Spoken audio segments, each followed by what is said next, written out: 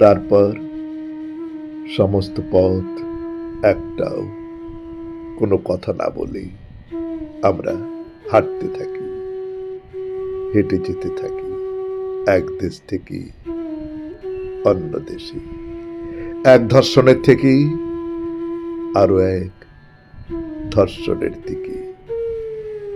পৃথিবী তো এরকমই, এরই মধ্যে বেঁচে থাকতে হবে ভাবি। বটের ঝুড়ির মতো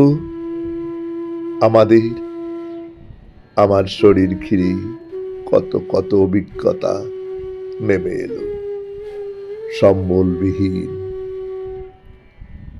ইতিহাসহীন।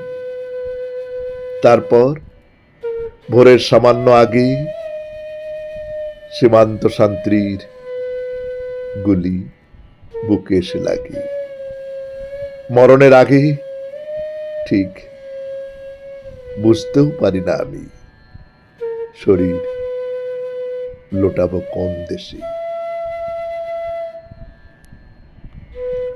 নমস্কার, শুনলেন কবিতা দেশান্তর, কলমে কবি শঙ্খ ঘোষ, উচ্চারণে আমি সুরজিৎ দাস, বাঁশিতে ধ্রুব ভর।